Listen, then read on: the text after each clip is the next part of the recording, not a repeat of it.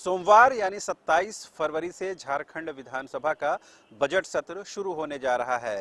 लिहाजा उससे पहले जो आम रिवाज है कि यूपीए खेमा हो या एनडीए खेमा हो, वो मिल बैठ करके अपनी रणनीति तय करेंगे।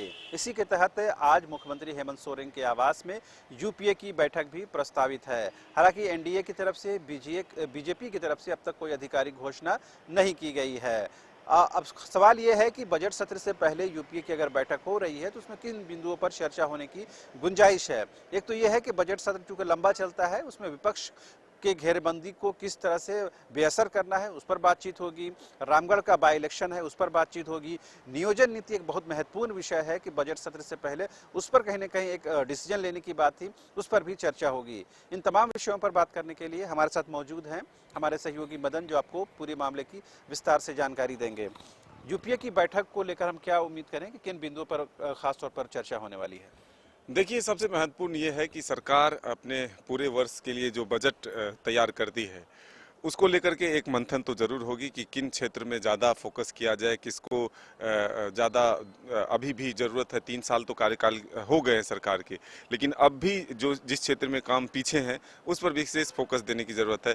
सबसे महत्वपूर्ण है कांग्रेस की तरफ से जो घोषणा किए गए थे कि 2 लाख रुपए तक के ऋण माफ़ किए जाएंगे। अगर जेएमएम की तरफ से अगर हो तो जो प्रधानमंत्री आवास या मुख्यमंत्री आवास जो मिलते हैं उसमें जो राशि बढ़ाने की बात थी, वो तमाम, या बिजली जो मुफ्त है, वो तमाम जो घोषणाएं हैं उसको अब क्योंकि सरकार के पास सिर्फ 1 वर्ष बच रहा है, ये अगर 2023-24 छोड़ दें तो फिर 24 में चुनाव ही होने हैं। तो ये वर्ष जो है इस लिहाज से भी महत्वपूर्ण है कि चुनावी वादे को पूरा किया जाए अधिक से अधिक। तो ऐसे में सरकार की तरफ से बजट में उन चीज़ों को लाने की जो कोशिश होगी उस पर भी एक मंथन होगा।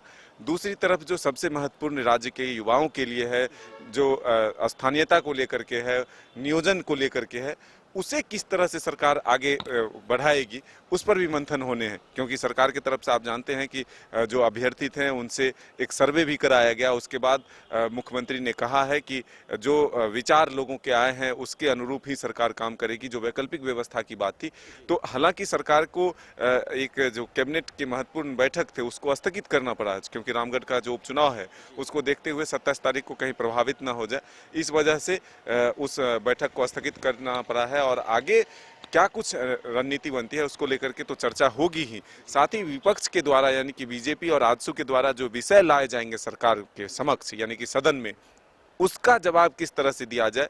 सदन को बाधित करने की भी कोशिश होती है, उसका सरकार उत्तर किस तरह से देगी। जो प्रश्न सदस्यों के द्वारा लाए जाएंगे उसका सही समय पर जवाब दिया जाए। इन तमाम चीज़ों की तैयारी और मंथन जो है इस बैठक के माध्यम से होती है। जो कार्य दिवस हैं, विपक्ष की जब बैठक होगी, हालांकि अभी तक समय निर्धारित नहीं हुई है, लेकिन आज से कल तक वो विपक्ष की तरफ से भी जो बीजेपी की बैठक है वो होगी। लेकिन जो कार्य दिवस है उसमें अलग अलग दिन किस विषय को उठाया जाए, सदन के बाहर भी सदन के भीतर भी सरकार को किस तरह से घेरने की कोशिश की जाए, इन तमाम विषयों पर विस्तार से चर्चा इस बैठक के माध्यम से होता है और फिर वही रणनीति जो है आगे बढ़ाया जाता है। हालांकि सदन की कार्रवाई को देखते हुए भी रणनीति को चेंज किया जाता है, लेकिन फिलहाल जो कार्य दिवस है उसके अनुरूप कौन विषय को किस दिन किस तरह से उठाना है, सदन के भीतर भी और सदन के बाहर भी, ये तय होता है। ये जो खास करके जेएमएम के द्वारा कहा गया था कि बजट सत्र से पहले पहले नियोजन नीति का खाका जो है पब्लिक डोमेन में आ जाएगा, वो बात तो बहुत ज़्यादा हम लागू होती हुई नज़र नहीं आ रही है, क्योंकि अब कल से बजट सत्र शुरू होने वाला, कल 27 तारीख भी है। उससे पहले पहले ये दावा था, तो क्या सरकार उस पर कोई डिसीजन ले नहीं पाई है? नहीं, सरकार के पास लगभग डिसीजन तैयार है। आखिर इतना वक्त मिल गया है सरकार को कि वो डिसीजन क्या लेना है वो सोच ली है, और यह सर्वे भी उसी का एक नतीजा है। लेकिन राज्य में जो रामगढ़ के उपचुनाव हो रहे हैं, ऐसे समय में कोई फैसले लेने या फिर कोई एक खाका जो है पब्लिक डोमेन में लाना सही नहीं है, क्योंकि आचार संहिता का उल्लंघन होगा और किसी एक क्षेत्र के लिए नहीं है बल्कि पूरे राज्य के लिए वो होगा, तो उसमें वो रामगढ़ भी प्रभावित हो सकता है। इसलिए सरकार की मजबूरी है कि फिलहाल अभी कोई इस तरह की नीति को पब्लिक डोमेन में न लाया जाए या फिर चर्चा के विषय में भी उसे लाया जाए। इसीलिए कैबिनेट को भी रद्द किया गया है।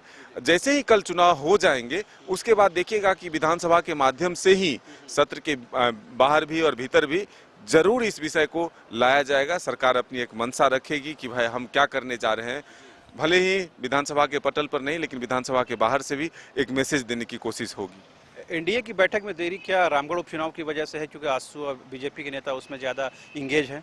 कुछ विधायक बाहर होने की सूचना मिल रही है, लेकिन कल तक या फिर आज देर शाम तक जरूर विधायक पहुंच जाएंगे, फिर उसके बाद समय तय होगा। हाँ, ये बात जरूर है कि रामगढ़ उपचुनाव को लेकर के बीजेपी और आजसू ने भी अपनी पूरी ताकत झोंकी है, तो बीजेपी के कई विधायक जो हैं लगातार उसमें डटे रहे। कल देर शाम चुनाव प्रचार ये खत्म हुआ है, तो अब जब विधायक अपने अपने जगह पर लौटे हैं तो फिर वो तैयार होकर के, क्योंकि सत्र लंबा चलेगा, तो वो तैयार होकर के रांची पहुंचेंगे।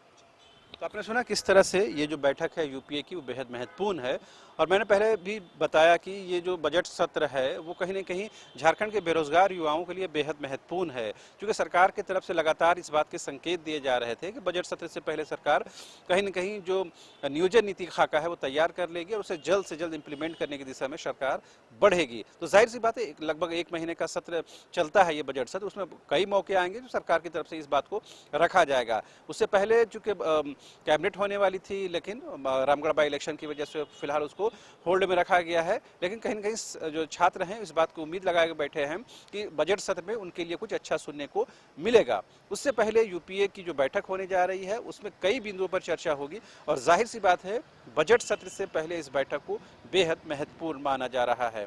फिलहाल आप देखते रहिए न्यूज़ बाइस्कोप। 4 धामों में से एक रामेश्वर धाम सहित तिरुपति बालाजी, कन्याकुमारी, मदुरई मां मीनाक्षी देवी और श्री मल्लिकार्जुन ज्योतिर्लिंग का झारखंड में सबसे कम दर पर सब परिवार दर्शन लाभ का अनुपम अवसर। संपर्क करें मां कामाख्या धार्मिक रेल यात्रा, केसरी नर्सिंग होम, पहला तल्ला, पिस्का मोड़, रांची।